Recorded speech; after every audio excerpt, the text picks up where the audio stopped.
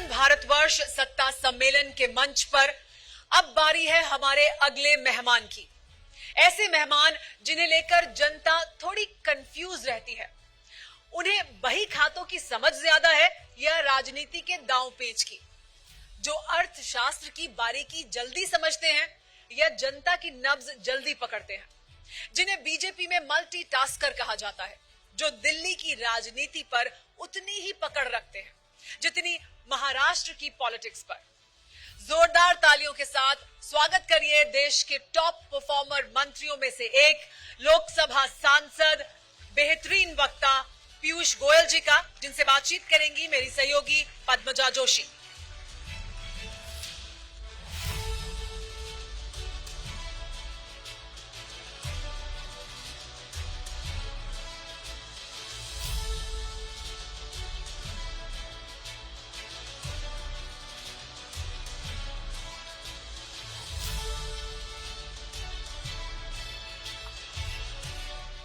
बहुत बहुत धन्यवाद Sumera sir. First of all बहुत धन्यवाद आपका, इतना बिजी आपका पूरा महीना रहा है और खास तौर पे ये वक्त जब टैरिफ को लेकर के ट्रेड डेलीगेशन आया हुआ है, पूरा देश पूरी दुनिया की नजर हम पे है कि आगे क्या होगा। हाई प्रेशर सिचुएशन है। व्हाट इंडिया थिंक्स टुडे, तो हम जानना चाहते हैं what is India thinking today. क्या होगा 2 अप्रैल को? थोड़ी सी डर है, एप्रीहेंशन है, क्या होने वाला है 2 अप्रैल को? भारत का भविष्य बहुत उज्जवल है। भारत के युवा पीढ़ी की जो क्षमताएं हैं वो भारत की आज की भी स्थिति, what India thinks today and what India will think tomorrow, दोनों पे नजरें रखी हुई है। और दोनों के लिए पूरी तरीके से भारत की युवा पीढ़ी में ताकत भी है, क्षमता भी है। और मुझे तो और हमारे पूरे सरकार में सभी को प्रधानमंत्री मोदी जी के नेतृत्व में ये पक्का विश्वास है कि what India thinks today the world will also think tomorrow.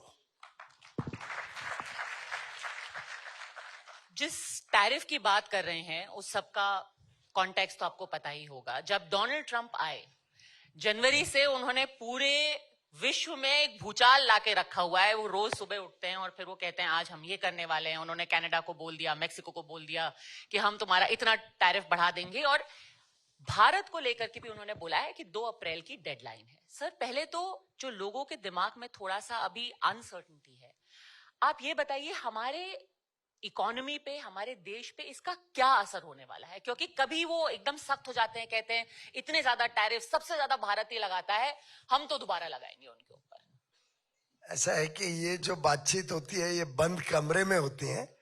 Media के शो के ऊपर इन विषयों के ऊपर समाधान नहीं होता है।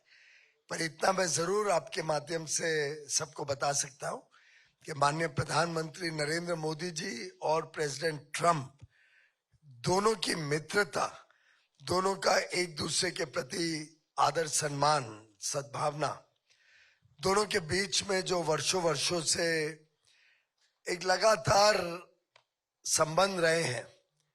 जिस प्रकार से फरवरी में माननीय प्रधानमंत्री जी का आगमन हुआ, वॉशिंगटन डीसी में बातचीत चर्चा हुई, भोजन हुआ साथ में, उसी बीच में तय हुआ कि भारत और यूनाइटेड स्टेट्स ऑफ अमेरिका, और दोनों ऐसे देश हैं जो एक दूसरे से कोई स्पर्धा में नहीं है, एक दूसरे के साथ मिलके कंधे से कंधा मिलाकर विश्व को एक नई दिशा दे सकते हैं।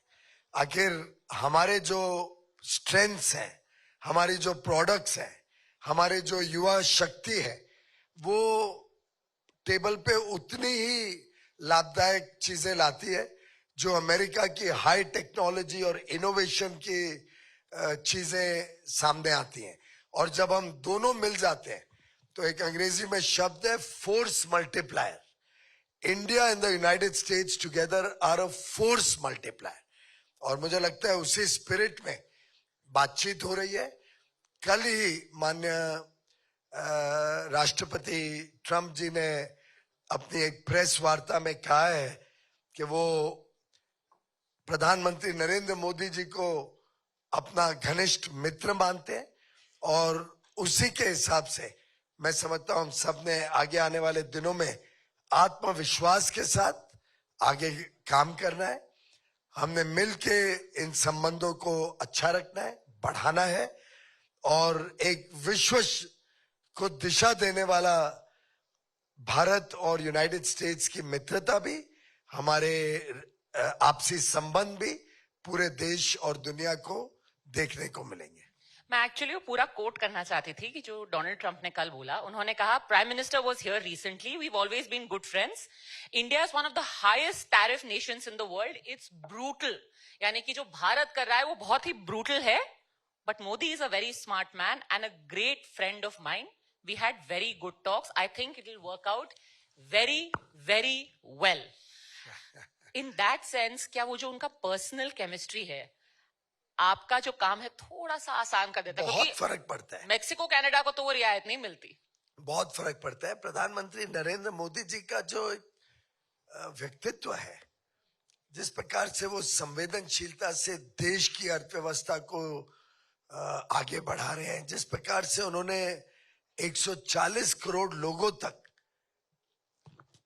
उनकी रोजमर्रा की जरूरतों को पूरा करते हुए अलग अलग योजनाएं चलाई। कहाँ एक जमाना, आप सबको याद होगा, पिक्चरें, हिंदी की पिक्चरें बनती थी, वो मनोज कुमार की पिक्चर रोटी कपड़ा मकान। एक जमाना था कि स्वास्थ्य सेवा और शिक्षा पे व्यक्ति और उसका परिवार जीवन भर उलझा रहता था। एक जमाना था जब बिजली, सड़क, पानी के ऊपर चुनाव लड़े जाते थे कि क्या कभी बिजली घर में आएगी, क्या अच्छी सड़कें देखने को मिलेंगी, क्या घर में पानी का कनेक्शन कभी संभावना है। आज प्रधानमंत्री मोदी जी ने, चाहे वो 80 करोड़ लोगों को मुफ्त में अनाज देने का काम हो, चाहे हर घर तक बिजली पहुंचे, हर घर में शौचालय हो, हर घर में कुकिंग गैस कनेक्शन हो, हर एक गरीब को अपना एक अच्छा पक्का मकान मिले, कैसे 55 करोड़ लोगों और अब तो बढ़ के 70 वर्ष के ऊपर सभी को आयुष्मान भारत की सुविधा मिलती है, तो लगभग 65 करोड़ भारतवासियों को मुफ्त में आयुष्मान भारत के तहत स्वास्थ्य सेवाएं मिले। लगभग देश में सभी जगह केजी से पीजी तक जरूरतमंद बच्चों को स्कॉलरशिप मिले, मुफ्त में उच्च शिक्षा मिले। कैसे डिजिटल कनेक्टिविटी, आज हम विश्व में शायद सबसे तेज गति से 5G कनेक्टिविटी देश के कोने कोने तक पहुंचा पाए हैं, और सस्ती ब्रॉडबैंड कनेक्टिविटी, जिसके कारण आज हमारे स्टार्टअप्स हो, हमारे ग्लोबल कैपेबिलिटी सेंटर्स हो, हमारे युवा युवतियों को पूरे विश्व में क्या हो रहा है वो देखने को मिले, टीवी के माध्यम से, अपने स्मार्टफोन पे, सोशल मीडिया के माध्यम से। एक प्रकार से देश जिस तेज गति से 140 करोड़ लोगों की जरूरतों को पूरा कर रहा है, और उन जरूरतों को पूरा करने से आज ये युवा शक्ति बड़ी आकांक्षा, बड़ी अपेक्षा, बड़े लक्ष्य हासिल करने के लिए तैयार हुआ है। आप जानती होंगे, stem graduate, science, technology, engineering, mathematics, आज भारत सबसे ज्यादा विश्व में स्टेम ग्रेजुएट्स हर साल तैयार करते हैं, और 43% उसमें महिलाएं हैं, हमारी बहनें, हमारी बेटियां हैं। ये जो ताकत है भारत की, ये आज विश्व को भारत की तरफ आकर्षित करती है। स्वाभाविक रूप से एक निर्णायक नेतृत्व जो प्रधानमंत्री मोदी जी दे रहे हैं, एक युवा शक्ति जो विश्व की अर्थव्यवस्था को भी ताकत देगा, हमारी लोकतंत्र, हमारा डेमोक्रेसी जो रूल ऑफ लॉ और एक विश्वस्त साझेदारी को बल देता है। लोगों को पता है भारत में निवेश करो, भारत से काम करो, भारत के साथ व्यापार करो, तो यहाँ कानून व्यवस्था भी है, न्याय व्यवस्था भी है, एक बड़ा ज्वलंत मीडिया है जो कभी कोई गलत काम हो तो उसको उजागर करेगा, एक फिरोशियसली इंडिपेंडेंट स्वतंत्र जुडिशरी है जो आपके साथ कभी अन्याय नहीं होने देगा, आपके साथ डिस्क्रिमिनेशन नहीं होने देगा। ये जो सब भारत की ताकत है, इसको मुझे लगता है विश्व के हर देश, हर जो ताकतमंद देश है, ये उसको रिकॉग्नाइज करते हैं, इसको स्वीकार करते हैं, समझते हैं, और इसी के कारण आज यूरोप हो यूरोपियन यूनियन के 27 देश हो, यूके हो, ऑस्ट्रेलिया, न्यूजीलैंड हो, गल्फ की कंट्रीज हो, जितने ताकतमंद डेवलप्ड कंट्रीज हैं, सब भारत के साथ आर्थिक संबंध और स्ट्रेटेजिक जियोपॉलिटिकल संबंध भी सुधारने के लिए उत्सुक है। और इसके लिए मैं पूरी तरीके से माननीय प्रधानमंत्री नरेंद्र मोदी जी के नेतृत्व का साधुवाद करता हूं, नमन करता हूं कि उन्होंने देश की सोच बदल दी है। देश में जो आज आत्मविश्वास मोदी जी ने पैदा किया है, ये हमारी सबसे बड़ी ताकत है। बट कुछ एक इंडिकेशन मिलता है जब वो कह रहे हैं it will go very very well. ऐसी खबर आ रही है कि जो हमारा ट्रेड अग्रीमेंट है, बायलैटरल ट्रेड अग्रीमेंट, उसमें जो इंपोर्ट्स होते हैं अमेरिका से, उसके करीब आधे को हम टैरिफ हटाने वाले हैं। करीब $23 बिलियन के जो इंपोर्ट्स होते हैं ये उससे हम सब टैरिफ हटाएंगे। तो मीडिया के ख्वाबी रिपोर्टिंग है। मैं समझता हूं मैंने कई ट्रेड एग्रीमेंट्स किए हैं, आपको याद होगा ऑस्ट्रेलिया के साथ किया, यूनाइटेड अरब एमिरेट्स के साथ किया, अबू धाबी, दुबई, ये सातों एमिरेट्स के साथ किया, यूरोप के 4 देश स्विट्जरलैंड, नॉर्वे, आइसलैंड और लिechtenstein के साथ किया। हमने कभी भी चर्चाओं को पब्लिक डोमेन और मीडिया के माध्यम से नहीं किया। बंद कमरे में, दफ्तर में चर्चाएं होती हैं, लेन देन होता है, कुछ हम करते हैं, कुछ सामने से मिलता है। एक balanced, mutually beneficial, fair trade agreement हो, ये भारत की ताकत रही है। भारत में इंडिया फर्स्ट के हिसाब से हम काम करते हैं, अमेरिका फर्स्ट के हिसाब से काम कर रहे हैं, और ये दोनों कॉम्प्लीमेंट्री है। ये दोनों कोई अंतर विरोध नहीं है दोनों के बीच में। अगर आप कल्पना करिए, यूनाइटेड स्टेट्स ऑफ अमेरिका की पर कैपिटा इनकम, प्रति व्यक्ति जो अर्थव्यवस्था की ताकत है, वो $80,000 की है। भारत की पर कैपिटा इनकम आज $3,000 की है। तो हम दोनों के बीच में किस विषय पे स्पर्धा है? जो वो बनाते हैं वो हाई क्वालिटी प्रोडक्ट्स हैं, उसका एक अलग मार्केट है। भारत की जो ताकत है जिन चीजों में, वो अलग ताकत है, और हम दोनों कॉम्प्लीमेंट करते हैं एक दूसरे को। और विश्व में जो अर्थशास्त्री हैं वो समझते हैं कि हर एक देश की अपनी कोई ना कोई ताकत होती है, विशेषताएं होती है। हर एक देश अपनी ताकत और विशेषताओं के आधार पर आगे बढ़ता है, और हम, अमेरिका और हमारी ताकत दोनों साझेदारी की ताकत है, कॉम्प्लीमेंट्री है, और मिलके, जैसा मैंने पहले कहा, फोर्स मल्टीप्लायर बनेंगे और विश्व को की अर्थव्यवस्था को आगे बढ़ाने के लिए भारत और यूनाइटेड स्टेट्स ऑफ अमेरिका, 2 बड़ी लोकतांत्रिक देश, दोनों जब मिलके काम करेंगे, उसका लाभ हर भारतीय को भी होगा, हर अमेरिकी व्यक्ति को भी होगा। प्रधानमंत्री ने कहा था अमेरिका में मागा एंड मीगा इक्वल्स मेगा, तो मेगा ट्रेड डील होगी ना, हम ये तो मान सकते हैं। भारत के हित में जो भी है वो अवश्य होगा। ये विन विन सिचुएशन होती है, विन विन एग्रीमेंट होते हैं। जब तक, और जो यहाँ पे युवा पढ़ाई कर रहे हैं, युवा युवती, या जो बिजनेस सर्कल्स के यहाँ पे लोग पधारे हैं, मैं मानता हूं आप सब मेरे साथ एग्री करेंगे कि कभी भी ताली एक हाथ से नहीं बजती है, 2 हाथ से बजती है। कभी भी एक तरफा लाभ लंबे अरसे तक नहीं चलते जब तक 2 तरफा लाभ नहीं हो, दोनों के लिए विन विन नहीं हो, दो पक्षी फायदा न हो दोनों के लिए बायलैटरली, तब तक कोई चीज लंबे अरसे तक चल नहीं सकती। तो मैं आपको विश्वास दिलाता हूं कि जो माननीय प्रधानमंत्री जी ने कहा वो एकदम सही कहा। Make India great again, make America great again, ये दोनों में कोई स्पर्धा नहीं है, कोई अंतर विरोध नहीं है। ये दोनों मिलके 1+1=11 का फॉर्मूला है। ये मेगा फॉर्मूला है, mega development, mega growth and mega great future का फॉर्मूला है। चलिए, 2 अप्रैल के लिए हमें एक मंत्र तो मिल गया है कि कुछ मेगा होने वाला है 2 अप्रैल, जो कि भारत के ही फेवर में रहेगा। ये आपको सिर्फ करेक्ट कर दूं दोनों कि ये के favor में बायलैटरल रहेगा। ट्रेड एग्रीमेंट फॉल 2025 तक करेक्ट। करने का निर्णय हुआ है। तो आप ये 2 अप्रैल का टैरिफ के बाद भी।